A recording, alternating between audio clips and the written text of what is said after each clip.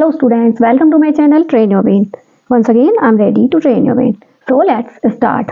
Our today's topic is biological process in cells.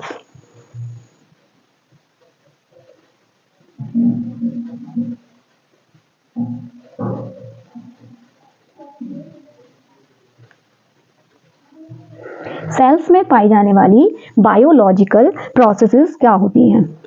तो cell जो है, अभी तक आप सेल के बारे में जान चुके हैं। सेल जो है वो एक कॉम्प्लेक्स बायोलॉजिकल स्ट्रक्चर है जो कि किसी भी इंडिविजुअल की स्ट्रक्चरल एंड फंक्शनल यूनिट होती है।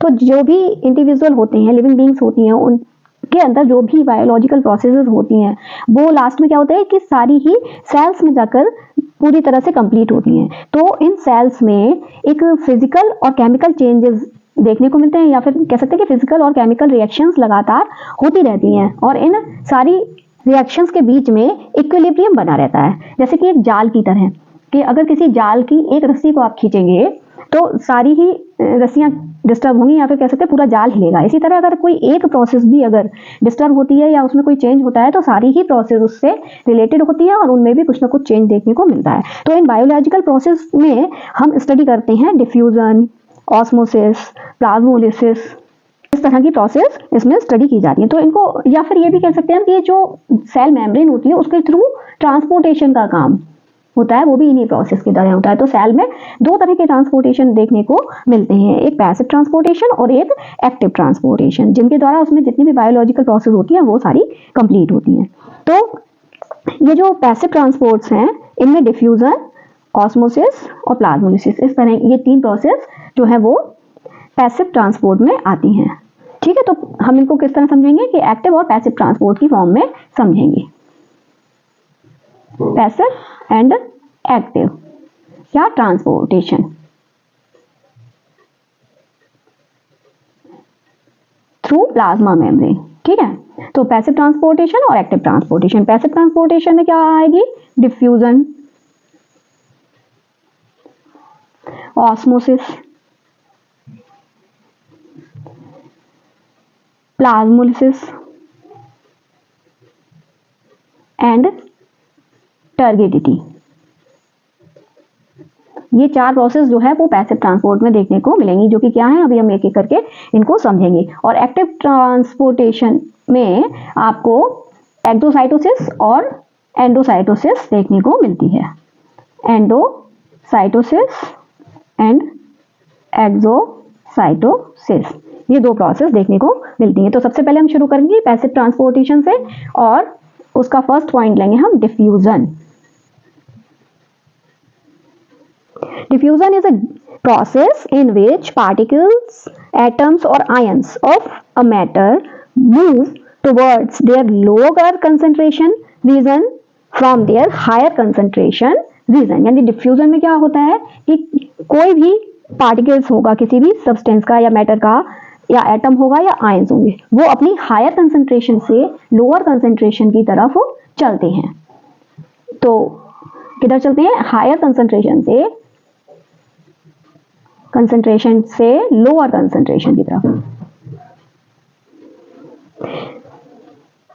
तो ये प्रोसेस कहलाती है डिफ्यूजन। अब इसको किसी एग्जांपल से समझते हैं हम। तो इसमें सबसे आसान एग्जांपल क्या रहता है कि पोटेशियम परमैंगनेट का।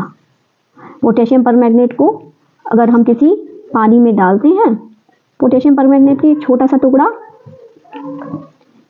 या फिर कॉपर सल्फेट का छोटा सा टुकड़ा अगर हम थोड़े से पानी में अगर हम डिप करते हैं तो क्या देखते हैं कि थोड़ी देर बाद वो पोटेशियम परमैंगनेट का टुकड़ा या फिर कॉपर सल्फेट का टुकड़ा, चलिए इसको कॉपर सल्फेट मान लेते हैं। ठीक है, कॉपर सल्फेट आपने केमिस्ट्री में पढ़ा भी होगा कि कॉपर सल्फेट को अगर वाटर में डिप करते हैं उसके क्रिस्टल को, तो क्या होता है वो अपना ब्लू कलर पूरे पानी में धीरे धीरे करके वो क्या होता है उसमें डिजोल्व हो जाता है और पूरा पानी नीला हो जाता है। तो वही प्रोसेस यहाँ पर देखने को मिलेगी डिफ्यूजन में, कि धीरे धीरे क्या होगा कि ये सॉलिड क्रिस्टल लिक्विड में मिक्स होता जाएगा, क्रिस्टल छोटा होता जाएगा, पानी थोड़ा सा ब्लूइश होने लगेगा, और एक समय बाद क्या होगा कि पानी कंप्लीटली ब्लूइश हो जाएगा सब तरफ एक साथ, और वो जो टुकड़ा है कॉपर सल्फेट का वो कंप्लीटली डिसॉल्व हो जाएगा उस वाटर में। तो ये प्रोसेस जो है वो किस वजह से हुई? डिफ्यूजन की वजह से। डिफ्यूजन क्यों? क्योंकि यहाँ हायर कॉन्सेंट्रेशन जो थी कॉपर सल्फेट की वो काइनेटिक एनर्जी जो होती है किसी भी सब्सटेंस के एटम्स या मॉलिक्यूल्स के बीच, उस वजह से वो डिसॉल्व होने लगता है अपने आप ही, और धीरे धीरे करके कंप्लीटली डिसॉल्व हो गया। और इस प्रोसेस को क्या बोलते हैं? डिफ्यूजन। यानी कि उसके हाई कंसंट्रेशन से उसके जो एटम्स हैं वो पूरे वाटर के एटम्स के साथ डिफ्यूज हो गए। तो ये डिफ्यूजन की प्रोसेस है, ये सॉलिड एंड लिक्विड के बीच, गैस के बीच एंड लिक्विड के बीच देखने को मिलती है। यानी कि गैस और गैस आपस में डिसॉल्व होती रहती हैं, यानी आपस में डिफ्यूजन उनमें देखने को मिलता है, इंटरमिक्सिंग होती रहती है उनके एटम्स की। अगर दो तरह की गैसेस भी हैं तो भी। लिक्विड्स में भी ऐसा ही होता है, अगर दो अलग अलग लिक्विड्स को हम एक साथ रखते हैं तो वो धीरे धीरे करके डिसॉल्व हो जाते हैं या कहीं एक दूसरे में डिफ्यूज हो जाते हैं, अगर वो मिजिबल हैं तो। और सॉलिड में डिफ्यूजन तभी देखने को मिलता है जब वो किसी लिक्विड के कॉन्टेक्ट में आते हैं। डिफ्यूजन की प्रोसेस जो है वो सबसे ज़्यादा तेजी से गैस में होती है, उसके बाद लिक्विड में, और उसके बाद लिक्विड एंड सॉलिड वाली कंडीशन में होती है। तो इससे ये भी पता चलता है कि डिफ्यूजन की प्रोसेस जो है वो डेंसिटी पर डिपेंड होती है। तो डेंसिटी के इनवर्सली प्रोपोर्शनल होती है। अगर डेंसिटी ज़्यादा है तो डिफ्यूजन कम होगा, अगर डेंसिटी कम है तो डिफ्यूजन जल्दी होगा। जैसे कि गैसेस के बीच डिफ्यूजन जल्दी होता है, लिक्विड के बीच थोड़ी डेंसिटी ज़्यादा होती है, तो गैसेस की तुलना में लिक्विड्स के बीच थोड़ी देर में होगा डिफ्यूजन, और सॉलिड्स और लिक्विड्स के बीच थोड़ा और टाइम लगेगा। तो इतनी बात यहाँ से हमने जानी डिफ्यूजन के बारे में। अब डिफ्यूजन जो है वो सेल में कहाँ कहाँ देखने को मिलता है और क्या सिग्निफिकेंस रहते हैं इसके, ये बात अब हम समझेंगे कि डिफ्यूजन के थ्रू सेल में किस तरह से जो है वो सब्सटेंस का आदान प्रदान रहता है। तो इसमें हम समझेंगे सिग्निफिकेंस ऑफ डिफ्यूजन में। इसमें आपको डिफ्यूजन की डेफिनेशन पता होनी चाहिए, ये किस किस चीज़ पर डिपेंड करता है और किस किस तरह के सब्सटेंस के बीच हो सकता है, ये बातें आपको यहाँ पर मतलब मेनली डिफ्यूजन की डेफिनेशन ही यहाँ, क्योंकि ये बायो का टॉपिक चल रहा है तो यहाँ केमिस्ट्री वाली चीज़ें आपको मतलब नहीं करनी है वहाँ पर इंक्लूड। तो ये सिग्निफिकेंस आप अच्छे से समझ लीजिए कि क्या सिग्निफिकेंस रहते हैं बायोलॉजी में डिफ्यूजन के, यानी सेल में क्या सिग्निफिकेंस है डिफ्यूजन के।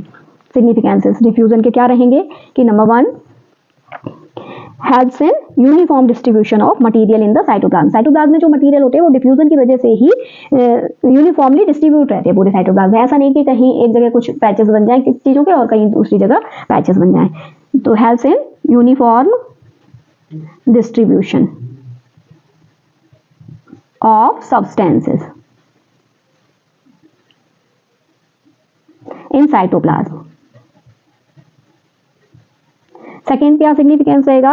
It help in exchange of gases during respiration. Respiration की जो प्रोसेस होती है उसमें क्या होता है, ऑक्सीजन बनती है प्लांट में और जो कि डिफ्यूज होकर ही जो है बाहर एटमॉस्फेयर में आती है, और कार्बन डाइऑक्साइड जो है वो डिफ्यूजन के थ्रू ही प्लांट्स को मिलती है, या फिर वाटर में भी डिफ्यूजन की वजह से ही कार्बन डाइऑक्साइड और ऑक्सीजन जो है वो पाई जाती है, जैसे जो कि वाटर प्लांट के लिए एसेंशियल होती हैं। तो helps in exchange of gases. तो यहाँ डिफ्यूजन देखने को मिलता है प्लांट्स या एनिमल सेल्स में। ऐसे ही कुछ ऑड्रीफेरस केमिकल्स होते हैं फ्लावर्स में, यानी कि जो खुशबूदार फूल होते हैं, तो वो जो अपनी खुशबू है उनकी खुशबू किस तरह से हवा में बिखरती है, वो डिफ्यूजन की वजह से ही, जिससे कि पॉलिनेटिंग एजेंट अट्रैक्ट होते हैं। पॉलिनेटिंग एजेंट मतलब इंसेक्ट वगैरह अट्रैक्ट होते हैं, तो उन पर आकर बैठते हैं, उनसे जो है वो नेक्टर लेते हैं और उनके पॉलन ग्रेन्स को एक फ्लावर से दूसरे फ्लावर तक पहुंचाते हैं। तो यहाँ पॉलिनेशन में भी हेल्प मिलती है। तो आप कह सकते हैं कि हेल्प्स इन पॉलिनेशन, या कह सकते हैं odoriferous chemicals of flower attract the pollinating agents. इस तरह से आप लिख सकते हैं, odoriferous chemicals of flowers attract the pollinating agents। Next है ट्रांसपिरेशन इन प्लांट्स। ट्रांसपिरेशन आप समझते हैं ना कि जो एक्स्ट्रा वाटर होता है प्लांट का, वो प्लांट्स सारे दिन स्टोमेटा से वाटर वेपर की फॉर्म में एटमॉस्फेयर में बाहर निकालते रहते हैं। तो वो जो वाटर वेपर है वो बाहर एटमॉस्फेयर में डिफ्यूजन की वजह से ही फैल जाती है निकलकर, जिस प्रोसेस को ट्रांसपिरेशन कहा जाता है। तो ट्रांसपिरेशन इन प्लांट्स में भी डिफ्यूजन की प्रोसेस देखने को मिलती है।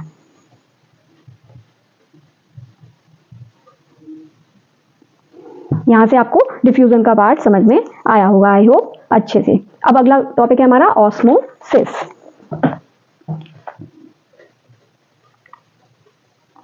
ऑस्मोसिस को समझने के लिए पहले हमें एक तो बातें समझनी पड़ेंगी। सबसे पहले तो कि जब सेल के बारे में मैंने आपको पढ़ाया, सेल वॉल और सेल मेम्ब्रेन के बारे में, तो वहाँ पर एक वर्ड यूज किया था, ये सेमी परमिएबल होती है या सिलेक्टिव परमिएबल होती है। तो सबसे पहले हम परमिएबिलिटी ऑफ मेम्ब्रेन समझेंगे कि कोई मेम्ब्रेन परमिएबल कब कहलाती है। तो सबसे पहले हम क्या समझेंगे, परमिएबिलिटी ऑफ मेम्ब्रेन। कोई भी मेम्ब्रेन परमिएबल तब कहलाती है जब वो अपने में से किसी भी लिक्विड या सॉलिड पार्टिकल्स को या सब्सटेंस को पास होने दे। मीन्स व्हेन सॉलिड और liquid particles pass through a membrane it is called permeable and this character of that membrane is called permeability। Means कोई भी मेम्ब्रेन परमिएबल तब कहलाएगी जब वो सॉलिड या लिक्विड के सब्सटेंस को या पार्टिकल्स को अपने में से होकर गुजरने देगी, पास होने देगी, और उसकी इस कैरेक्टरिस्टिक को परमिएबिलिटी कहा जाता है। तो परमिएबिलिटी के बेसिस पर मेम्ब्रेन जो है वो 4 तरह की होती है। On the basis of permeability membranes are 4 types. तो नंबर 1 है जो वो होती है permeable membrane. Permeable membrane, permeable membrane क्या होता है कि जब इससे सॉल्वेंट और सॉल्यूट आप लोग समझते होंगे, केमिस्ट्री आपने पढ़ रखी है। तो सॉल्वेंट और सॉल्यूट दोनों तरह के जब एटम्स आ जा सकते हैं, यानी कि पास हो सकते हैं उससे, तो वो कहलाती है परमिएबल मेम्ब्रेन। यानी कि solvent and solute both can pass through it, तो ये कहलाती है परमिएबल मेम्ब्रेन। इसका एग्जाम्पल रहेगा प्लांट सेल जो सेल्यूलोज की बनी होती हैं, तो वहां सेल्यूलोज जो है परमिएबल है, वो दोनों तरह के एटम्स को यानी सॉल्वेंट और सॉल्यूट दोनों तरह के पार्टिकल्स को अपने में से आने जाने देती है। तो इसका एग्जाम्पल क्या रहेगा, cell wall of plant cell. दूसरे टाइप की जो परमिएबल मेम्ब्रेन होती हैं वो होती है सेमी परमिएबल। ये भी वर्ड मैंने बोला था। सेमी परमिएबल मेम्ब्रेन क्या होती हैं, वो मेम्ब्रेन्स जो सॉल्वेंट को तो आने देती हैं, अलाउ करती हैं, लेकिन सॉल्यूट को अलाउ नहीं करती हैं। यानी कि सिर्फ जो लिक्विड्स के एटम्स जो हैं, पार्टिकल्स हैं, वो इनसे पास हो सकती हैं, लेकिन सॉलिड पार्टिकल्स इनसे पास नहीं हो सकते हैं। तो कहलाती हैं ओनली, या हम कह सकते हैं only solvent particles can pass through it.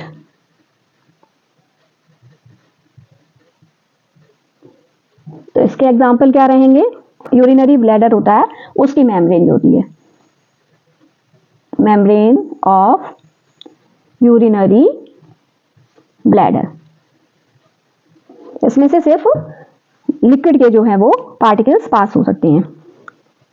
या vacuolar membrane in plant cell, ये तो एनिमल सेल हो गई, and vacuolar membrane in plant cell यानी कि टोनोप्लास्ट, क्योंकि वैक्यूल के अंदर सारा लिक्विड पार्टिकल्स ही जो है वो स्टोर होता है, तो उसमें सिर्फ लिक्विड पार्टिकल्स ही उससे पास होकर वैक्यूल में जा सकते हैं टोनोप्लास्ट से। ठीक है। तो थर्ड तरह की मेम्ब्रेन जो होती है वो होती है selective permeable. Selective permeable membrane वो होती हैं जो उनका खुद का सिलेक्शन होता है, यानी उनको जो चीज चाहिए वो सिर्फ वही अंदर आने देंगी, फिर चाहे वो सॉलिड हो या लिक्विड। तो ये मतलब एक तरह से चयन करती हैं, चयनात्मक होती हैं, मतलब इनको जो चीज अपनी सेल को चाहिए वही अंदर आने देगी। यानी कि सॉल्वेंट और सॉल्यूट दोनों इससे पास हो सकते हैं, लेकिन ओनली सिलेक्टेड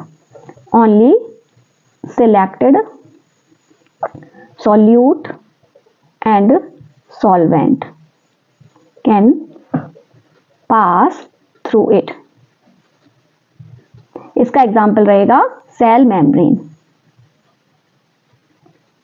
या प्लाज्मा मेम्ब्रेन कह सकते हैं इसको, कि सेल को जिन चीजों की जरूरत होती है वही अंदर जाने देगी, कुछ मतलब ऐसी चीजों को अंदर नहीं जाने देगी जो उसके लिए हार्मफुल होते हैं। और फोर्थ टाइप की होती है इम्परमिएबल। इम्परमिएबल जो कि नाम से ही आपको पता चल रहा है कि ये जो है वो परमिएबल नहीं है, यानी कि ये किसी को भी, ना सॉल्यूट को ना सॉल्वेंट को अपने में से पास नहीं होने देती हैं। Solute and solvent can not pass through.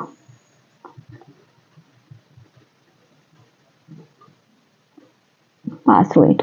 तो इसका एग्जांपल जैसे कि बलून की मेम्ब्रेन होती है ना, उसी तरह की होती हैं। जैसे कुछ प्लांट सेल्स में सुबेरिन या क्यूटिन की बनी होती है सेल वॉल, तो वो जो है वो इम्परमेबल मेम्ब्रेन का काम करती है।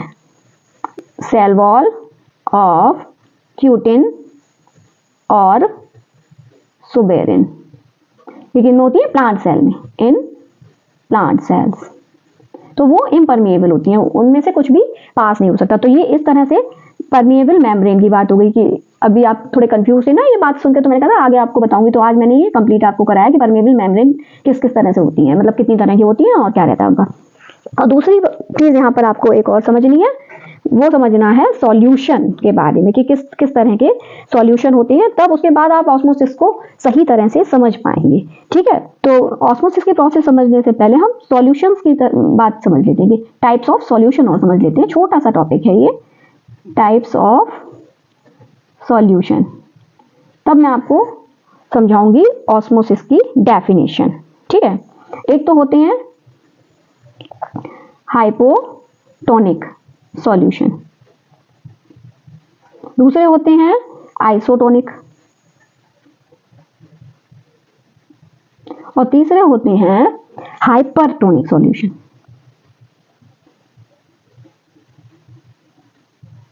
अब हाइपोटोनिक सॉल्यूशन उस तरह के होते हैं कि अगर कोई सेल ऐसे मीडियम से सराउंडेड है जिसका वाटर कंसंट्रेशन सेल के वाटर कंसंट्रेशन से ज्यादा है, यानी कि medium has a higher water concentration. Isotonic solution में सेल और उसके सराउंडेड जो भी लिक्विड है उसका कंसंट्रेशन एग्जैक्टली सेम रहे। वाटर कंसंट्रेशन, कौन सा कंसंट्रेशन? वाटर कंसंट्रेशन, यानी कि सेल का water concentration is equals to medium. यहां बात किसकी हो रही है? वाटर कंसंट्रेशन की।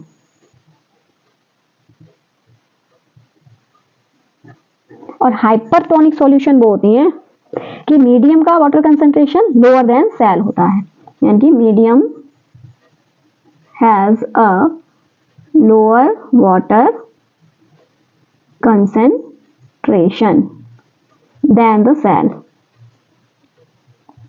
ठीक है, ये आप बात समझिए। मतलब किसी भी सेल कोई अगर मीडियम से सराउंडेड है, किसी लिक्विड मीडियम से, तो उस लिक्विड मीडियम का वाटर कंसंट्रेशन अगर हायर है देन द सेल, तो वो हाइपोटोनिक सॉल्यूशन कहलाएगा सेल के लिए। अगर दोनों मीडियम और सेल का वाटर कंसंट्रेशन इक्वल है तो वो कहलाएगा आइसोटोनिक सॉल्यूशन। और अगर मीडियम का water concentration lower than the cell है, यानी कि सेल का वाटर कंसंट्रेशन ज्यादा है और मीडियम में वाटर कम है, तो वो हाइपरटोनिक सॉल्यूशन कहलाएगा। इसके एग्जांपल अभी हम देखेंगे, पहले हम समझेंगे ऑस्मोसिस की डेफिनेशन। ठीक है, उसके बाद तो ऑस्मोसिस को एक बार यहाँ पे फिर से हेडिंग डालती हूँ मैं, ऑस्मोसिस, और यहाँ पर ऑस्मोसिस समझेंगे।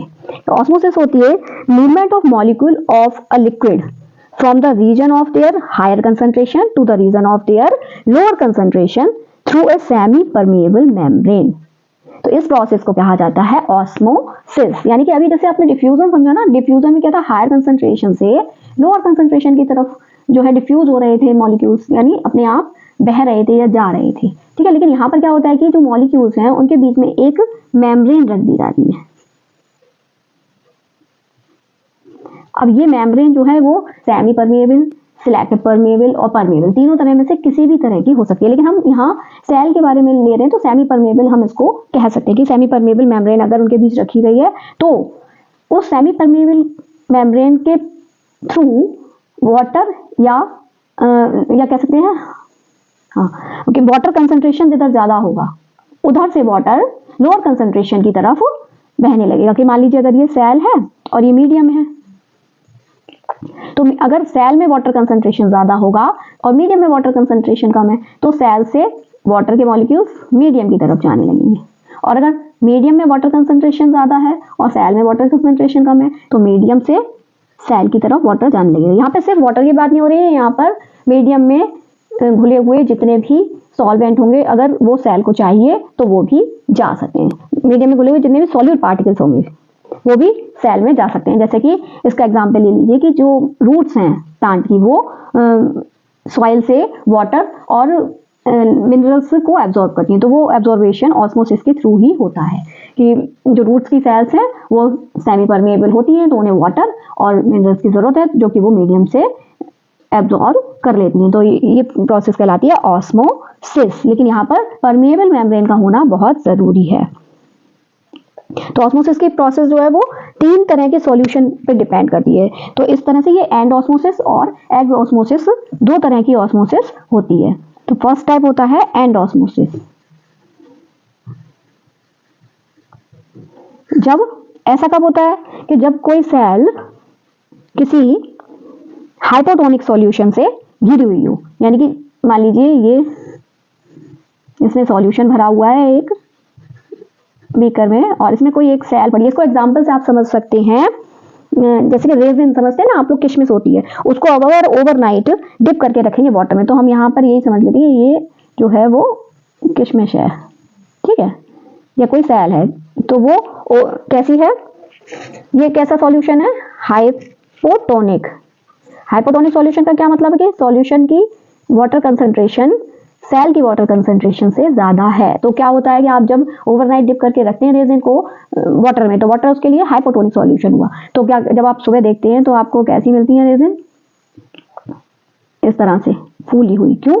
क्योंकि जो वाटर है वो ऑस्मोसिस प्रोसेस से सेल के अंदर चला गया, यानी कि रेजिन के अंदर चला गया। क्यों? क्योंकि वो हाइपोटोनिक सॉल्यूशन था और वाटर कंसंट्रेशन सॉल्यूशन की ज़्यादा थी, इसलिए ऑस्मोसिस प्रोसेस के थ्रू वाटर सेल के अंदर गया। तो इसीलिए ये प्रोसेस क्या कहलाएगी, एंड ऑस्मोसिस, क्योंकि सेल ने एब्जॉर्ब किया वाटर। ठीक है, तो यहाँ एंड ऑस्मोसिस की प्रोसेस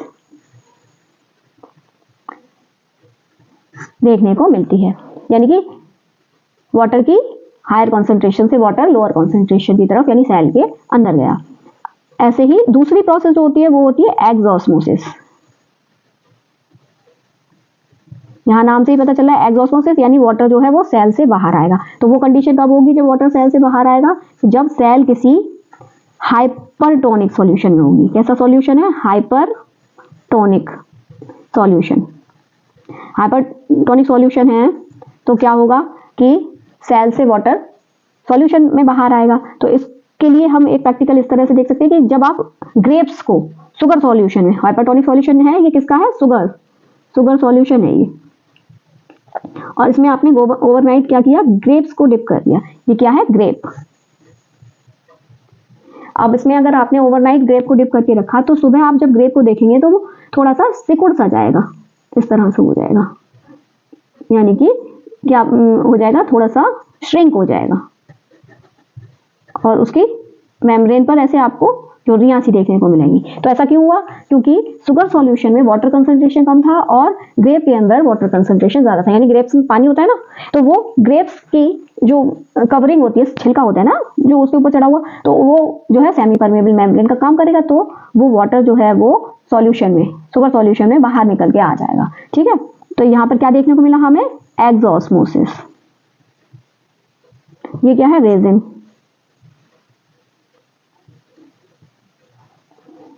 ठीक है, रेजिन जो है वो कैसी हो गई, फूल गई, ग्रेप्स की तरह दिखने लगती हैं। ठीक है, या फिर इसको आप एक पोटैटो के एग्जांपल से भी समझ सकते हैं कि पोटैटो, एक बड़ा सा पोटैटो आप लेंगे, उसको पील ऑफ करेंगे, यानी उसका छिलका उतार देंगे और उस पोटैटो को ऐसे बीच से कट करके उसके 2 टुकड़े कर लेंगे, और फिर 2 टुकड़े करने के बाद उसको बीच से उसका थोड़ा सा फ्लैश हटा के कुछ इस तरह से बना लेंगे आप, यानी गड्ढा सा बना के उसमें इस तरह से बना लेंगे।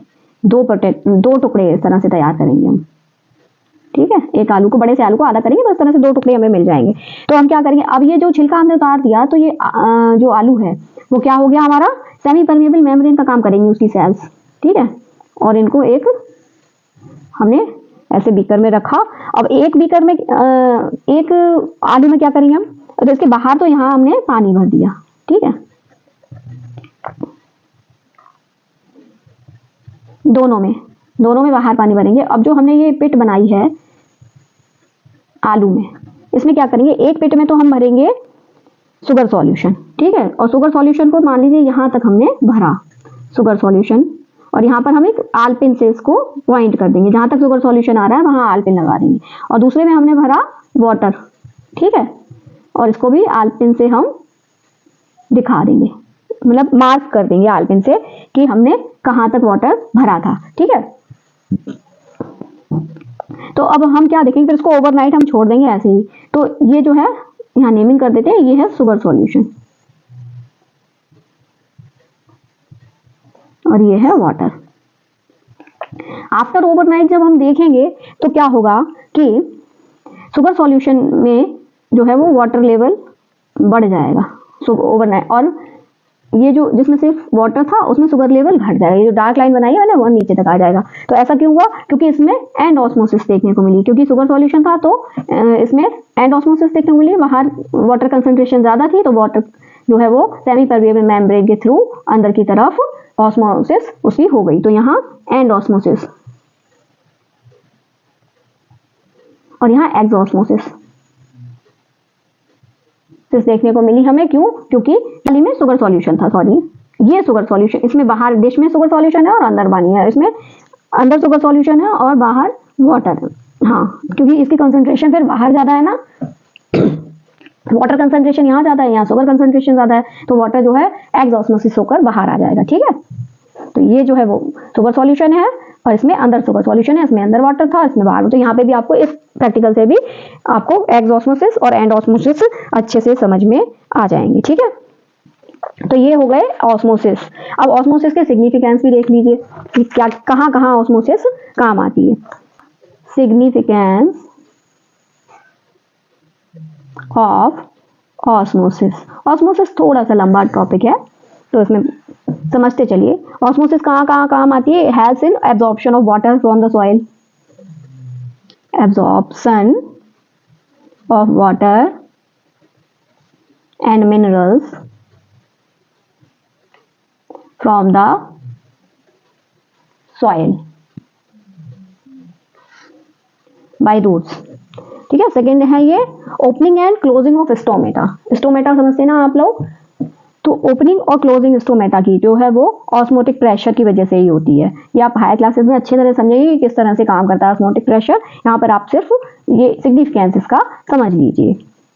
Helps in opening and closing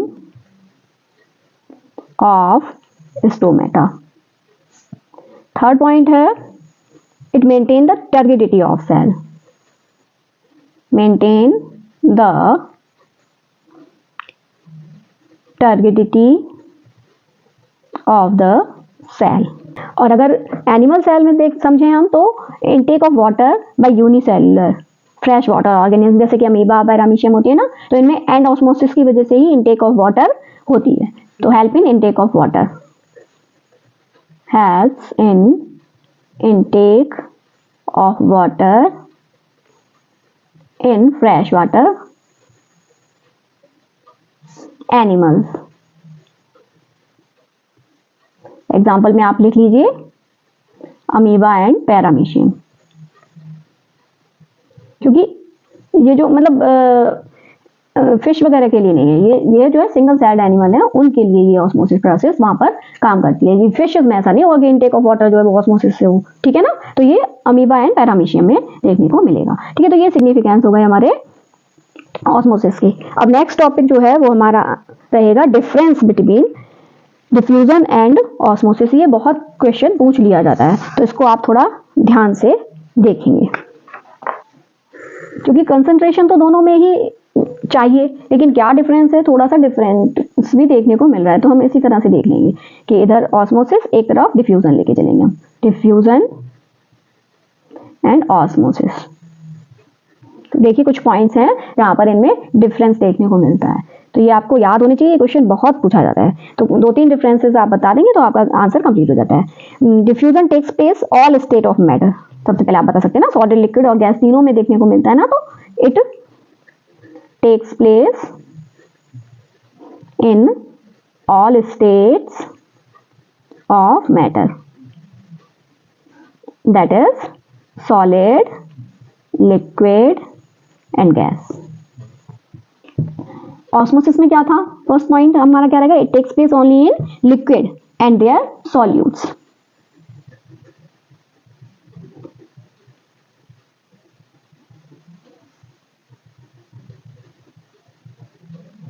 and their solutes, क्योंकि लिक्विड में जो सॉल्यूट्स घुले हुए हैं ना, मिनरल्स वगैरह, वही इसके साथ सेल के अंदर जा पाएंगे।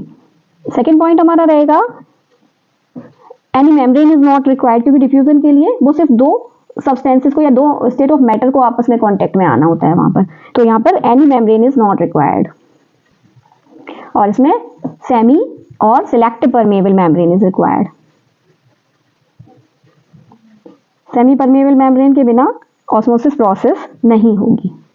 थर्ड पॉइंट है हमारा it takes place in all direction. Diffusion जो है उसके कोई डायरेक्शन नहीं है, वो सभी डायरेक्शन में हो सकता है, क्योंकि जो पानी में हमने कॉपर सल्फेट का टुकड़ा डाला था तो वो पूरे ही पानी को ब्लू कर रहा है, यानी कि वो ऊपर नीचे आगे पीछे दाएं बाएं सब तरफ डिफ्यूजन प्रोसेस हो रही है।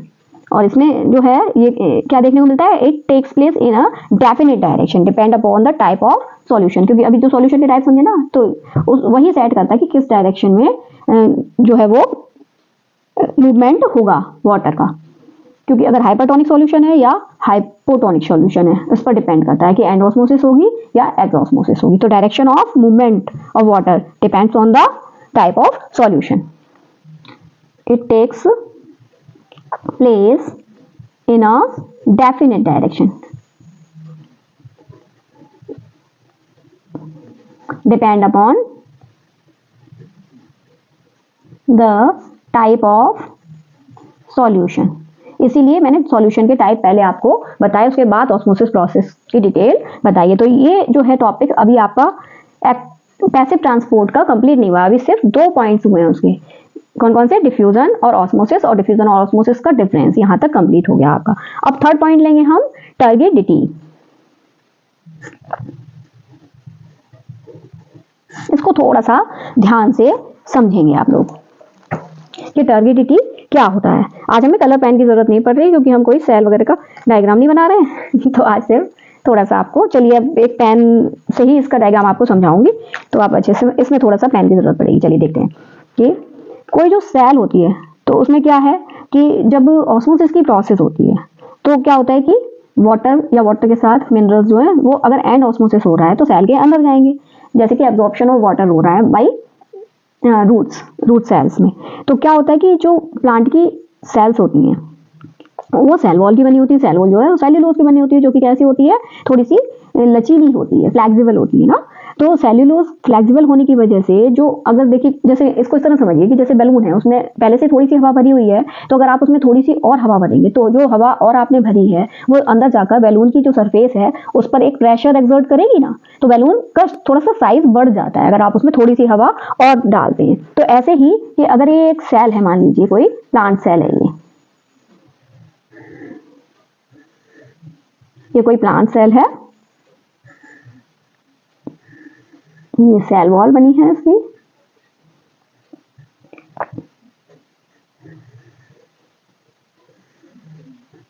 ये एक प्लांट सेल है। तो जब इसमें एंडोस्मोसिस की प्रोसेस हुई तो क्या हुआ कि अंदर जब गए जितने भी पार्टिकल्स हैं, ऑस्मोसिस की वजह से जब अंदर गए तो यहाँ एक प्रेशर क्रिएट करते हैं ये, तो उस प्रेशर को क्या कहा, ऑस्मोटिक प्रेशर। ऑस्मोटिक प्रेशर, इस ऑस्मोटिक प्रेशर की वजह से क्या होगा कि ये जो प्लांट की मेम्ब्रेन है, सेल वॉल है, या प्लांट की जो भी मेम्ब्रेन है वो थोड़ी सी अपनी प्लेस से बाहर जाएगी, यानी बैलून की तरह थोड़ी सी फूलेगी। लेकिन क्या होता है कि बाहर से जो है इस मेम्ब्रेन पर भी एक बॉल, क्योंकि फ्लेक्सिबल है तो वो क्या होता है वापस से फिर अपनी ही स्टेट में वापस आ जाती है। तो वो जो है किस वजह से आती है, वो सेल प्रेशर की वजह से आती है, क्योंकि बाहर इस पर सेल प्रेशर लग रहा है, बाहर से सेल प्रेशर लग रहा है, या wall pressure, cell wall pressure. ये जो वॉल प्रेशर इस पर लग रहा है, सेल वॉल प्रेशर, इस वजह से ये ऑस्मोटिक प्रेशर की वजह से थोड़ी सी फूलेगी लेकिन फिर बाहर आ जाएगी। तो ये जो ऑस्मोटिक प्रेशर जो अंदर गया तो उसकी वजह से ये जो वॉल पर जो भी प्रेशर एक्सर्ट हुआ उसको कहते हैं टर्गर प्रेशर।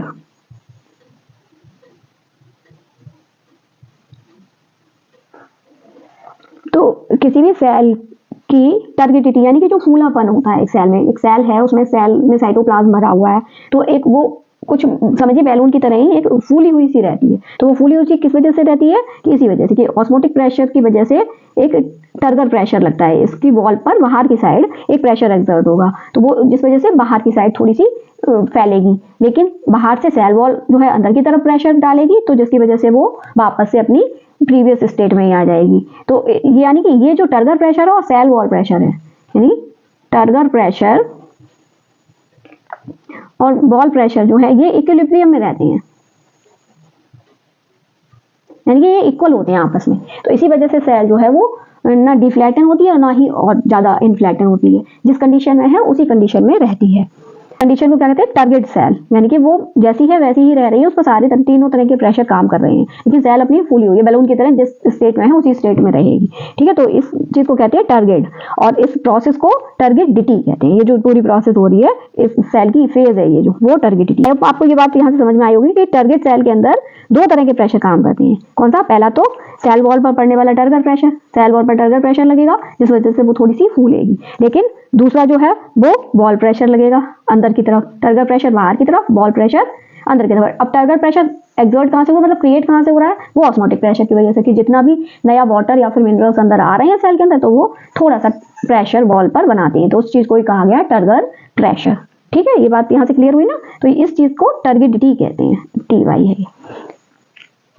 तो हिंदी में इसको बोला जाता है स्फीति दशा। ऐसे बॉल प्रेशर को भित्ति दाब बोलेंगे और ये टर्गर प्रेशर को स्फीति दाब बोलते हैं, हिंदी में जो बच्चे पढ़ रहे हो। नेक्स्ट टॉपिक है हमारा प्लाज्मोलिसिस।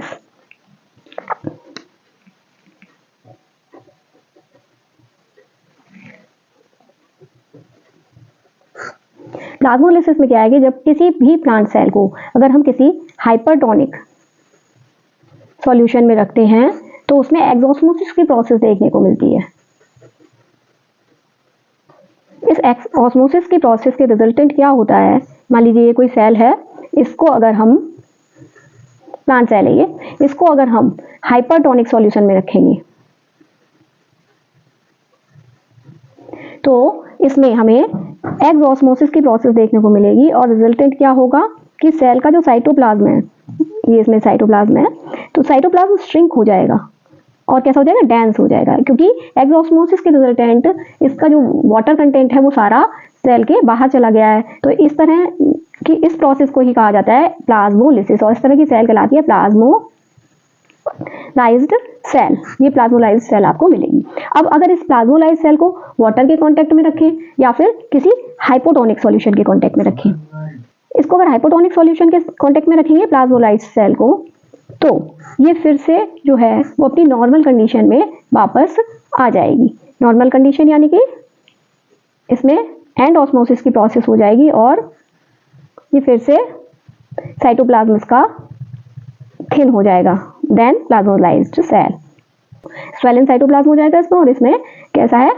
श्रिंकिन साइटोप्लाज्म है। तो इस तरह की जो श्रिंकिन साइटोप्लाज्म वाली सेल है इसको बोलते हैं फ्लैशिड सेल, और इस तरह की सेल्स होती हैं वो होती हैं टारगेट सेल, जो कि अभी मैं टारगेटिटी वाला पॉइंट आपको बता चुकी हूँ ना, उस हिसाब से। तो ये जो है ये हाइपोटोनिक सॉल्यूशन में रखी गई है। तो ये प्लाज्मोलिसिस की प्रोसेस जो है एक्सॉस्मोसिस और एंडोस्मोसिस से रिलेटेड है। जब सेल प्लाज्मोलाइज होती है तो उसमें सारी मेटाबॉलिक एक्टिविटीज बंद हो जाती है, यानी कि इसमें कोई भी केमिकल या फिजिकल रिएक्शंस नहीं होती हैं उस समय। ठीक है, इतना तो आपको ध्यान रखना है। अब इसके सिग्निफिकेंस देख लेते हैं। सिग्निफिकेंस क्या? जब पिकलिंग करते हैं ना, जब हम किन्हीं फ्रूट्स की, यानी उनको प्रिजर्व करके रखना होता है, तो पिकलिंग एक प्रोसेस है। तो पिकलिंग में भी क्या करते हैं हम उसको सॉल्ट लगा के रखते हैं, मतलब सॉल्ट ज़्यादा यूज होता है ना पिकलिंग में, अचार डालने में। जैसे आपने घर में देखा होगा, तो जब उसको सॉल्ट के साथ रखते हैं तो क्या होता है, वो सॉल्ट जो है वो हाइपरटोनिक सॉल्यूशन का काम करता है, जिस वजह से सेल्स का जो वाटर कंटेंट है वो बाहर आ जाता है। देखिए, कभी आपने कच्चे आम को अगर नमक में, कच्चे आम के पीसेस लीजिए और उनमें नमक लगा के रख दीजिए, थोड़ी देर बाद आप देखेंगे कि खट्टा खट्टा पानी बाहर आ जाता है जब लोग आप खाते पीते हैं। तो फिर या फिर ऐसे कि प्याज वगैरह में भी, सैलेड में भी आप नमक डालते हैं, तो क्या होता है कि वो थोड़ी देर बाद वाटर रिमूव हो जाता है उनमें से। तो ये सब जो है वो किस वजह से है? ये प्लाज्मोलिसिस की प्रोसेस उसमें शुरू हो जाती है, क्योंकि वो हाइपरटोनिक सॉल्यूशन का काम करता है वहाँ पर सॉल्ट। ठीक है, तो इतना समझ में आया है यहाँ पर। तो इसके सिग्निफिकेंस में हम देख सकते हैं कि it is used to kill weeds from lawn tennis court. It is used to kill weeds from lawn tennis court. दूसरा इसका सिग्निफिकेंस है कि it is used to preserve dried meat and dried fruits और dried meet को preserve करने के लिए भी ये प्रोसेस यूज की जाती है by salting them. It is used to preserve, या हम फूड भी कह सकते हैं, फूड एज देयर सॉल्टिंग करने से जो है वो बैक्टीरिया और फंगी भी एग्जॉस्मोसिस की वजह से किल हो जाते हैं, क्योंकि वो भी तो एक तरह की सेल ही है ना। नेक्स्ट है कि it is practice to know living nature of cell, क्योंकि प्लाज्मोलाइसिस की प्रोसेस जो है वो सिर्फ लिविंग सेल्स में देखने को मिलती है, डेड सेल्स में नहीं मिलेगी देखने को। तो अगर कोई सेल प्लाज्मोलाइज्ड या डीप्लाज्मोलाइज्ड हो रही है तो इसका मतलब कि वो लिविंग सेल है। तो इसको ये प्रैक्टिस भी किया जाता है कि it is practised to know living nature of cell. अब हम अपना नेक्स्ट टॉपिक की तरफ बढ़ेंगे। तो हमारा नेक्स्ट टॉपिक, ये सारे जो टॉपिक थे आपके पैसिव ट्रांसपोर्ट से रिलेटेड। पैसिव ट्रांसपोर्ट वैसे सिर्फ डिफ्यूजन और ऑस्मोसिस को बोलते हैं, लेकिन ये जो प्लाज्मोलाइसिस और टर्गिडिटी है ये इसी से रिलेटेड चीजें हैं, इसलिए इसके साथ यहाँ पर आपको बताई जाती हैं। अब हमारा नेक्स्ट है एक्टिव ट्रांसपोर्ट। नेक्स्ट टॉपिक हमारा रहेगा active transport.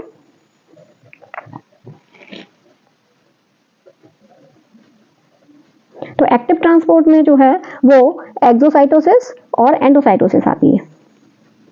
Endocytosis and exocytosis, ये दो प्रोसेस देखने को मिलती हैं। इसमें क्या होता है कि कोई भी सब्सटेंस, इसमें मैक्रो पार्टिकल्स की बात होती है, वहाँ माइक्रो पार्टिकल्स की बात हो रही थी ऑस्मोसिस और डिफ्यूजन में, यहाँ मैक्रो पार्टिकल्स की बात होती है कि कोई भी मैक्रो पार्टिकल्स एक्टिव ट्रांसपोर्ट के थ्रू सेल में अंदर से बाहर या बाहर से अंदर जा सकता है। इसी वजह से इनको एंडोसाइटोसिस और एक्सोसाइटोसिस बोलते हैं इसी बेस पर। तो ये दो प्रोसेस देखने को मिलती है। तो पहली एंडोसाइटोसिस जो है उसका एग्जाम्पल हम ले सकते हैं फूड इनटेक इन अमीबा या फूड एंगल्फिंग इन अमीबा में ये देखने को मिलता है। फूड एंगल्फिंग कैसा होता है? सूडोपोडिया की हेल्प से फूड एंगल्फिंग होता है अमीबा में। तो किस तरह से? पहले सूडोपोडिया फॉर्मेशन होता है किसी भी मैक्रो पार्टिकल्स को इनटेक करने के लिए। तो ये मान लीजिए कोई फूड पार्टिकल है, तो फिर क्या होगा कि ये फूड वैक्यूल बन जाती है इस तरह से, और फूड जब अंदर पहुंच जाता है तो वो लाइसोसोम से मर्ज होकर वहां डाइजेस्ट हो जाता है। लाइसोसोम्स में डाइजेस्टिव एंजाइम होते हैं, ये सब आप पढ़ चुके हैं। तो ये जो प्रोसेस है इसमें क्या हुआ, इसमें कोई भी परमेबल मेम्ब्रेन के थ्रू कंसंट्रेशन ग्रेडियंट का काम नहीं है। यहाँ क्या है, एक्टिव ट्रांसपोर्ट इसीलिए इसको कहा गया क्योंकि यहाँ सेल खुद एक्टिव होती है और वो अपने अंदर जो एटीपी की फॉर्म में एनर्जी है उसको यूज करती है किसी भी ट्रांसपोर्टेशन के लिए। तो ये फूड एंगल्फिंग हुई, तो यहाँ सूडोपोडिया फॉर्मेशन हुआ, यानी कि काम करना पड़ा सेल को, एक्टिव होना पड़ा, तो इसलिए इसको एक्टिव ट्रांसपोर्ट में रखा जाता है। तो ये डायग्राम रहेगा। अच्छा, जो एंडोसाइटोसिस है वो दो तरह की होती है, एक तो पिनोसाइटोसिस और दूसरा फैगोसाइटोसिस। पिनोसाइटोसिस को सेल ड्रिंकिंग भी बोला जाता है। सेल ड्रिंकिंग नाम से ही आपको समझ में आ रहा है कि ये जो है वो लिक्विड मैक्रो पार्टिकल्स की इनटेक को पिनोसाइटोसिस बोला जाता है। तो इसके एग्जाम्पल रहते हैं intake micelles of intestinal cell. Intestinal cells में जो एक्स्ट्रा वाटर एब्जॉर्प्शन या एक्स्ट्रा जो मिनरल्स वगैरह का एब्जॉर्प्शन है वो एंडोसाइटोसिस प्रोसेस से ही होता है, जो कि पिनोसाइटोसिस के अंतर्गत आती है। फैगोसाइटोसिस जो है उसको बोला जाता है सेल ईटिंग यानी कि जो सॉलिड पार्टिकल्स इनटेक होता है इसमें, यानी engulfing of solid particles through the cell. तो सेल, इसका एग्जाम्पल जो है वो रहेगा कि eating upon pathogenic microbes by phagocytes to prevent occurrence of diseases. कि हमारी बॉडी में जो पैथोजेनिक माइक्रोब्स पहुंच जाते हैं, यानी कि जो बीमारी फैलाने वाले जर्म्स हमारे बॉडी में अगर एंटर हो जाते हैं सेल्स में, तो वहां पर क्या होता है, फैगोसाइट्स जो होती है हमारी ब्लड की, यानी कि WBCs, तो फैगोसाइट्स जो है वो उन पर क्या करती हैं, अटैक करती हैं। अटैक मीन्स उनको एंगल्फ करती हैं, उनको फीड कर लेती है, यानी खा लेती हैं उनको, और इस तरह से उनको खत्म कर देती है, जिससे हम बीमारियों से बच सकते हैं। तो ये फैगोसाइटोसिस जो है वो हमें पैथोसाइट्स में देखने को मिलती है। एग्जाम्पल इन पैथोसाइट्स में इन फैगोसाइट्स, पैथोजन सेल्स होती हैं वो। और सेल ड्रिंकिंग का एग्जाम्पल होगा intake of biomolecules by intestinal cell. Cell drinking कहाँ मिलती है हमें? इंटेस्टाइनल सेल्स में देखने को मिलती है। ठीक है, तो ये हो गया एंडोसाइटोसिस का एग्जांपल। ऐसे ही दूसरा हमारा है एक्सोसाइटोसिस। एक्सोसाइटोसिस जो है उसको बोला जाता है सेल वॉमिटिंग या फिर ईफैगी। ईफैगी और सेल वॉमिटिंग। सेल वॉमिटिंग से मतलब आपको समझ में आ रहा होगा ना कि जो सेल के अंदर है उसको थ्रो आउट करना बाहर। तो सेल के अंदर जो वेस्ट प्रोडक्ट्स होते हैं उनको बाहर थ्रो आउट जो है वो सेल इसी तरह से करती है। तो ये किस तरह से, अभी एमीबा का ही एग्जांपल ले लेते हैं कि जब डाइजेस्ट हो जाता है फूड, तो जो फूड डाइजेस्टेड फूड के बाद इस वैक्यूल में जो है वेस्ट मटेरियल या अनडाइजेस्टेड फूड बचता है, तो वो क्या होता है, ये वैक्यूल फिर धीरे धीरे, ये अनडाइजेस्टेड फूड है, इसमें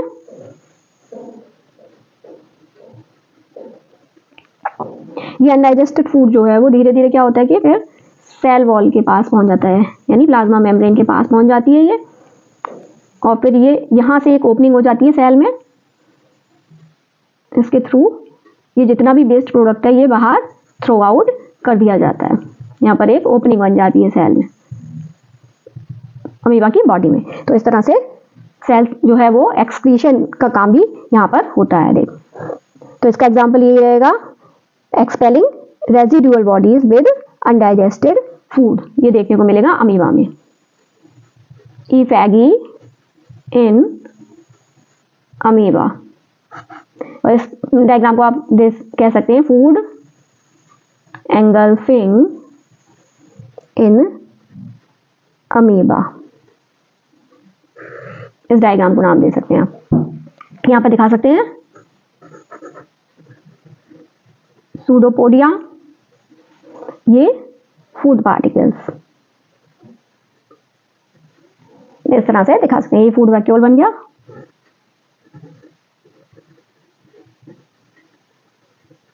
और ये लाइसोसोम। ठीक है, इस तरह से आप दिखा सकते हैं इसको।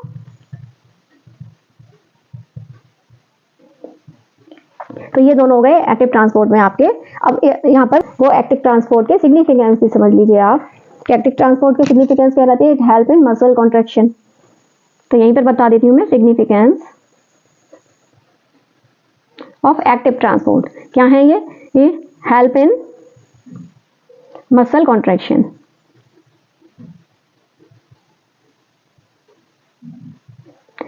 Number 2, nerve impulse conduction. Help in लिख देंगे आप साथ में, nerve impulse conduction. Help in intestinal absorption.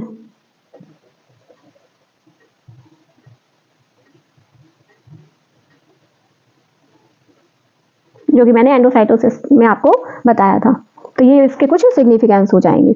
अब मैंने अभी आपको बताया था कि एक्टिव ट्रांसपोर्ट और पैसिव ट्रांसपोर्ट दो तरह के ट्रांसपोर्ट होते हैं, तो उनमें डिफरेंस भी देखना, क्या डिफरेंस होता है ये भी समझ लीजिए साथ में। कभी कभी पूछ लिया जाता है कि एक्टिव ट्रांसपोर्ट और पैसिव ट्रांसपोर्ट में क्या डिफरेंस होता है। तो हम यहाँ पर देखते जाएंगे, इधर पैसिव ट्रांसपोर्ट और यहाँ एक्टिव ट्रांसपोर्ट के डिफरेंस समझ लेते हैं। तो पहला डिफरेंस तो यही है कि पैसिव ट्रांसपोर्ट जो है वो उसमें जो भी मॉलिक्यूल्स होते हैं वो मूव करते हैं from higher concentration to lower concentration. तो यहाँ क्या लिखेंगे हम? मूवमेंट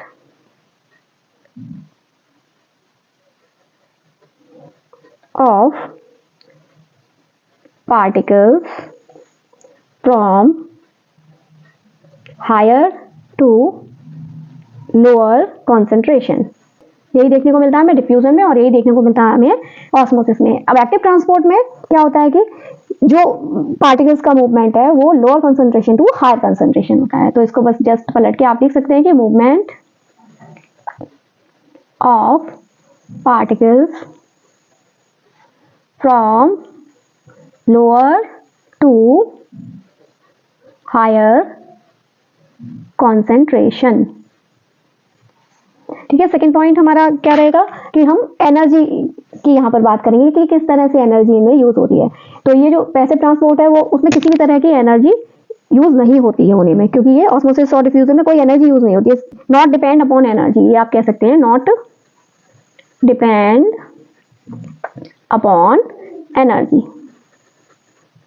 और दूसरा है इसका पॉइंट रहेगा डिपेंड अपॉन एनर्जी, जो कि कहाँ से प्रोवाइड होती है, एटीपी मॉलिक्यूल से।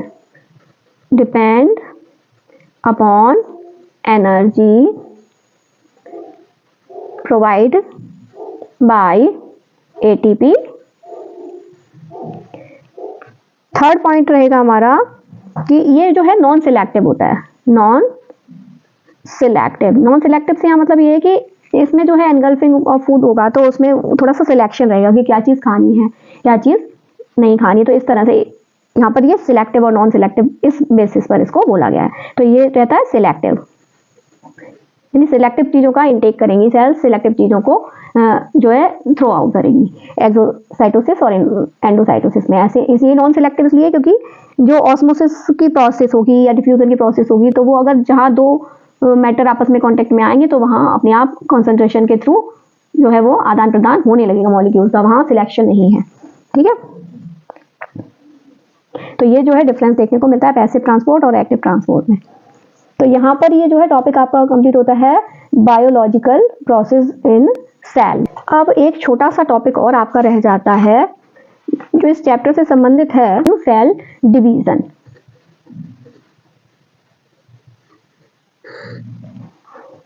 Cell division is the process by which a mature parent cell divides to produce new sales. जो भी हमारी बॉडी में न्यू सेल्स का फॉर्मेशन होता है, हमारी बॉडी से मतलब यहाँ जितने भी लिविंग बीइंग्स हैं उनकी बॉडी में न्यू सेल्स का फॉर्मेशन होता है, वो प्री एग्जिस्टिंग सेल से ही होता है। ये आपने सेल थ्योरी में पढ़ा था मेरे साथ। तो जो प्री एग्जिस्टिंग सेल्स हैं उनमें सेल डिवीजन देखने को मिलता है, यानी एक पेरेंट सेल से दो डॉटर सेल्स बनती हैं, या कह सकते हैं टू न्यू सेल्स बनती हैं एक प्री एग्जिस्टिंग सेल से। तो इसी तरह से हमारी बॉडी में प्रोसेस चलती रहती है, जिस वजह से हमारी ग्रोथ होती है। ठीक है, तो डेफिनेशन के रूप में हम कह सकते हैं सेल डिवीजन की कि cell division is the process by which a mature parent cell divides to produce new cells. अब सेल डिवीजन जो है वो दो तरह का होता है, एक होता है माइटोसिस और एक होता है मियोसिस। अब इनका यहाँ डिफरेंस भी देखते जाएंगे और इनके बारे में समझते भी जाएंगे। तो सबसे पहले हम ये समझेंगे कि हमारी बॉडी में दो तरह की सेल्स होती हैं, एक सोमेटिक सेल्स और एक होती है जर्म सेल्स। जो नॉर्मल सिंपल सेल्स होती हैं उनको कहा जाता है सोमेटिक सेल्स, और जो गैमेट फॉर्मेशन करती हैं जो सेल्स उन्हें कहा जाता है जर्म सेल्स या रिप्रोडक्टिव सेल्स। तो जो सोमेटिक सेल्स होती हैं उनमें देखने को मिलता है माइटोसिस सेल डिवीजन, और जर्म सेल्स में देखने को मिलता है मियोसिस सेल डिवीजन। तो एक डिफरेंस इनका ये भी हो गया कि it occur in somatic cells and it occur in germ cells. Mitosis in somatic cells, meiosis in germ cells. ठीक है, इतनी बात समझ में आई यहाँ से। दूसरा जो है माइटोसिस सेल डिवीजन में पेरेंट सेल डिवाइड होकर टू डॉटर सेल्स बनाती है। पेरेंटल सेल डिवाइड्स वंस, एक बार डिवाइड होती है, and produce two daughter cells. ये दूसरा, ये डिफरेंस भी होगा और इसका एक पॉइंट भी हो गया। अब यहाँ क्या दूसरा पॉइंट है कि पेरेंटल सेल डिवाइड्स ट्वाइस। यहाँ पर क्या होता है मियोसिस सेल डिवीजन में पेरेंटल सेल जो है वो दो बार डिवाइड होती है and produce four daughter sales.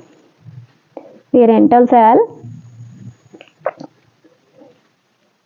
divides twice and produce four daughter cells। ये जो है अंडरलाइन करेंगे आप। नेक्स्ट पॉइंट है नंबर ऑफ क्रोमोसोम्स की बात करेंगे। अब यहाँ पर जो क्रोमेटिन थ्रेड्स होते हैं, मैंने आपको बोला था कि वो सेल डिवीजन के समय क्रोमोसोम्स में चेंज हो जाते हैं, जो कि कैसे होते हैं, थोड़े से थिन और रॉड लाइक स्ट्रक्चर होती है। तो जो क्रोमोसोम्स की नंबर होती है वो हर इंडिविजुअल में अपनी स्पेसिफिक नंबर होती है, जिसकी वजह से उस इंडिविजुअल की पहचान होती है। जैसे कि ह्यूमन में 46 क्रोमोसोम्स होते हैं, यानी 23 पेयर्स। तो यहाँ पे क्या होता है कि जब ये जो माइटोसिस सेल डिवीजन है इसमें नंबर ऑफ क्रोमोसोम्स जो है वो इक्वल रहती है, यानी जितनी पेरेंट सेल में नंबर ऑफ क्रोमोसोम है उतनी ही डॉटर सेल में नंबर ऑफ क्रोमोसोम होगी। तो कोई चेंज देखने को वहाँ नंबर ऑफ क्रोमोसोम में नहीं मिलता है, इसीलिए इस तरह के डिवीजन को क्या कहते हैं, इक्वेशनल डिवीजन। इक्वेशन जो है बराबर रहता है यहाँ। तो यहाँ हम दे सकते हैं number of chromosomes kept same, so called equational division. यहाँ पर डिफरेंस और इसके क्वालिटीज। अगर आपको जैसे माइटोसिस डिवीजन के बारे में कुछ देना है तो ये सारे पॉइंट्स आप उसमें लिख सकते हैं। तो एक शॉर्ट नोट आपका बन गया, आंसर बन गया। या म्यूसिस सेल डिवीजन के बारे में बताना है तो ये सारे पॉइंट्स आप दे सकते हैं उसमें। और अगर आपको डिफरेंस बताना है तो इस तरह से आप टेबल बनाकर दे सकते हैं। तो ये दोनों ही तरह के आंसर यहाँ पर कवर हो जाएंगे इस तरह से, ठीक है। अब इसमें क्या होता है, म्यूसिस सेल डिवीजन में जो ट्वाइस 2 बार जो उसमें डिवीजन होता है पेरेंटल सेल में, तो उसके थ्रू क्या होता है कि जो नंबर ऑफ क्रोमोसोम्स होती है वो हाफ रह जाती है। जैसे कि अगर 23 पेयर हैं अगर किसी सेल में, ये ह्यूमन का एग्जांपल ले लेते हैं कि 46 क्रोमोसोम्स होते हैं एक नॉर्मल सेल में। तो लेकिन जब जर्म सेल्स से गैमेट्स का फॉर्मेशन होता है तो उन गैमेट्स में नंबर ऑफ क्रोमोसोम हाफ रह जाती है। हाफ से मतलब 23 in each gamete. Normal cell की तरह पेयर ऑफ 23 नहीं होगी, वहां पर ओनली 23 क्रोमोसोम्स रह जाएंगे। तो यहाँ पर क्या होगा, नंबर ऑफ क्रोमोसोम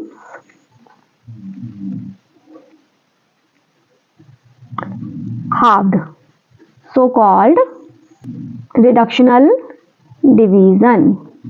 रिडक्शन यानी रिड्यूस हो गई ना नंबर, इसलिए रिडक्शनल डिवीजन इसको कहते हैं। ये या इनके दूसरे नाम भी ये कह सकते हैं। और इसका सिग्निफिकेंस क्या रहता है कि माइटोसिस सेल डिवीजन की वजह से growth and repair of body tissue होता है। Growth and repair of body tissue. जब सोमेटिक सेल्स में माइटोसिस डिवीजन होगा, उसी के थ्रू जो है एक बच्चा जो बड़ा होता है तो उसमें सेल्स ज़्यादा बनती हैं, जब तेजी से होता है सेल डिवीजन। या फिर रिपेयर यानी कि जब कहीं भी हमें चोट वगैरह लग जाती है तो वहाँ पर जो रिपेयरिंग होती है हमारी स्किन वगैरह की, तो वहाँ पर भी माइटोसिस सेल डिवीजन देखने को मिलता है। और ये जो है इसका सिग्निफिकेंस क्या रहेगा, प्रोड्यूस गैमेट्स फॉर फर्टिलाइजेशन। अच्छा, इसको अगर आप डायग्राम के थ्रू दिखाना चाहें तो किस तरह से दिखाएंगे, ठीक है। माइटोसिस को किस तरह से दिखाएंगे कि मान लीजिए ये एक मदर सेल है, मदर सेल यानी पेरेंटल सेल। तो इसमें 2n यानी कि जितने भी क्रोमोसोम की नंबर है वो कैसी है, पेयर में है, यानी 2n है। तो जब ये डिवाइड होकर 2 डॉटर सेल बनाएगी तो वहां पर भी नंबर ऑफ क्रोमोसोम कितनी रहेगी, 2n, यानी पेयर अगर लगा के देखेंगे तो जस्ट डबल होगा। यानी कि अगर ह्यूमन में यहाँ 23 पेयर हैं तो इनमें भी 23 पेयर ही रहेंगे दोनों में, ठीक है। 2n का मतलब 23 पेयर ही रहेंगे। और अगर हम मियोसिस सेल डिवीजन में देखें तो जो जर्म सेल होगी जो डिवाइड होना शुरू करेगी उसमें तो 2n ही होंगे, लेकिन यहाँ पर क्या होगा, इसके जो फर्स्ट डिवीजन होगा उससे 2 डॉटर सेल बनेगी और जिनमें की नंबर कितनी रह जाएगी, nn, यानी हाफ हाफ हो जाएंगे। जितने भी थे 2n थे, यानी कि अगर इसमें 23 पेयर हैं तो इसमें 23 रह जाएंगे और 23 इसमें आ जाएंगे, ठीक है। और फिर ये फर्दर डिवाइड होंगी, जो फर्स्ट डिवीजन के बाद ये फर्दर डिवाइड होकर 2 और सेल बनेंगी, यानी 4 सेल बनेंगी, जो कि उनमें n नंबर ही रहेगी। इसकी पूरी कंप्लीट प्रोसेस किस तरह से होती है ये आप इंटरमीडिएट में पढ़ेंगे, 11th या 12th में, ठीक है। तो ये डायग्राम के थ्रू आप इस तरह से दिखा सकते हैं कि नंबर ये 23, ये ह्यूमन के केस में मैंने बताया 23 लिखने की जरूरत नहीं है, 2n और n से ही इसको रिप्रेजेंट किया जाएगा। तो ये डायग्रामेटिक प्रेजेंटेशन भी आप इसके साथ दे सकते हैं कि अगर मियोसिस सेल डिवीजन पर शॉर्ट नोट लिखना है आपको तो आप इतने सारे पॉइंट्स देने के बाद ये डायग्राम दे सकते हैं। माइटोसिस पर लिखना है तो ये सारे पॉइंट्स देने के बाद ये डायग्राम दे सकते हैं। इसी तरह से बस आपके कोर्स में एक बेसिक नॉलेज है सेल डिवीजन के बारे में, अभी पूरा कंप्लीट नहीं है। अगर थोड़ा सा और समझना चाहें आप तो जो सेल डिवीजन है वो मतलब एक बार में एक साथ से नहीं हो जाता, उसको होने में कुछ फेजेस लगती हैं। तो 4 फेजेस होती हैं, prophase, metaphase, anaphase and telophase. इस तरह से 4 फेजेस कंप्लीट होने के बाद ये जो है एक सेल से 2 डॉटर सेल बनती है या फिर एक जर्म सेल से 4 गैमेट्स बनके तैयार होते हैं। तो ये एक छोटा सा टॉपिक था। इतना सेल के बारे में आप लोग लगभग बहुत कुछ जान गए हैं अब। तो एक छोटा सा टॉपिक और है, कभी कभी पूछ लिया जाता है एग्जाम में, कैरेक्टरिस्टिक्स ऑफ सेल, तो वो भी आपको पता होने चाहिए। तो हम उसकी भी थोड़ी सी यहाँ पर बात कर लेते हैं कि कैरेक्टरिस्टिक्स ऑफ सेल अगर कहीं आपसे पूछ लिया जाए कि बताइए कैरेक्टरिस्टिक्स ऑफ सेल बताइए, तो आप क्या लिखेंगे कि सेल के बारे में क्या जानते हैं, जो बेसिक बातें होती हैं तो वही कहलाएंगी कैरेक्टरिस्टिक्स ऑफ सेल। कह सकते हैं कैरेक्टरिस्टिक्स ऑफ सेल में number 1, cells are building blocks of all living beings. भाई बिल्डिंग ब्लॉक्स होती है क्योंकि कई सेल्स से मिलकर ही हमारा शरीर बना हुआ है या किसी भी लिविंग बीइंग की बॉडी बनी हुई है, तो हम कह सकते हैं cells are building blocks of all living beings. ये कुछ 3, 4, 5 आपको पता होनी चाहिए। दूसरा हम क्या बता सकते हैं, a cell performs all the basic functions of life, so it can exist independently. सारी बेसिक फंक्शंस होती है ना सेल में। अभी अभी आपने सेल के बारे में सारी बातें पढ़ी है, तो उसमें आपको पता चला ना कि सारी जितनी भी लाइफ प्रोसेसेस हैं वो एक सिंगल सेल में परफॉर्म होती हैं। तो इसीलिए it can exist independently. A cell can exist independently. Example के तौर पर आप दे सकते हैं अमीबा, पैरामीशियम। ये क्या है, सिंगल सेल एनिमल्स के नाम है ये, इसलिए आप इनको एग्जाम्पल के तौर पर यहाँ लिख सकते हैं। Every organism starts life as a single cell. अभी अभी आपको बताया ना कि एक सिंगल सेल फर्टिलाइजेशन के बाद जायगोट बनता है, जो कि एक सिंगल सेल होता है, उसमें ही डिवीजन होते हैं और फिर पूरा एनिमल बनके तैयार होता है, या प्लांट में भी ऐसा ही होता है। तो इसीलिए हम कह सकते हैं कि every organism starts life as a single cell. Next point हमारा, ओल्ड और worn cells are continuously replaced by new cells. अभी अभी आपने ये समझा कि सेल डिवीजन जो है लगातार हमारी बॉडी में होते रहते हैं। जो सोमेटिक सेल्स हैं उनमें सेल डिवीजन लगातार होते रहते हैं। तो जितनी भी ओल्ड या वॉर्न सेल्स होती है, बेकार सेल्स होती हैं, वो कंटिन्यूअसली रिप्लेस्ड होती रहती है नई सेल से। एक ये पॉइंट दे सकते हैं। नेक्स्ट है, each cell has its own specific life span. हर सेल का अपना लाइफ स्पैन होता है, क्योंकि एक टाइम के बाद वो डिवाइड होकर 2 डॉटर सेल्स देती है, तो वो सेल तो खत्म हो गई ना। तो इसीलिए each cell has its own life span, यानी उसका एक जीवन काल होता है। नेक्स्ट पॉइंट है, cell has different cell organelles, जो कि अभी अभी आप उसके बारे में पढ़ चुके हैं। और डिवीजन ऑफ लेबर भी इनमें पाया जाता है। हर सेल ऑर्गेनेल का अपना अपना एक काम है, अपना अपना फंक्शन है सबका। तो हम ये पॉइंट भी बहुत इंपॉर्टेंट है। A cell has different cell organelles and division of labor is found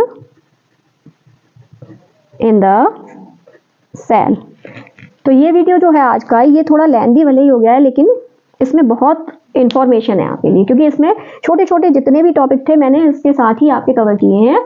biological process of cell के साथ मैंने ये जो छोटे छोटे से टॉपिक हैं, कैरेक्टरिस्टिक्स ऑफ सेल और सेल डिवीजन वाला, इसी के साथ जो है ले लिया। और ये आज आपका चैप्टर भी यहाँ पर कंप्लीट होता है, fundamental unit of life cell. तो आज का ये वीडियो आपके लिए कैसा रहा, मुझे कमेंट करके ज़रूर बताइए कि आपको इन्फॉर्मेटिव लगा या नहीं। अगर अच्छा लगा है तो लाइक ज़रूर कीजिए, अपने फ्रेंड्स के साथ शेयर करना बिल्कुल मत भूलिए, जैसे कि वो भी इसका बेनिफिट ले सकें। अगर चैनल पर नए हैं तो जल्दी से चैनल को सब्सक्राइब कीजिए, बेल आइकन को हिट कीजिए, जिससे आने वाली वीडियोस के नोटिफिकेशन आपको टाइम टू टाइम मिलते रहेंगे। मिलूंगी आपसे नेक्स्ट वीडियो में। अब हम शुरू करेंगे second chapter. Till then keep studying, क्योंकि पढ़ेगा इंडिया तभी तो बढ़ेगा इंडिया। नमस्ते, बाय बाय।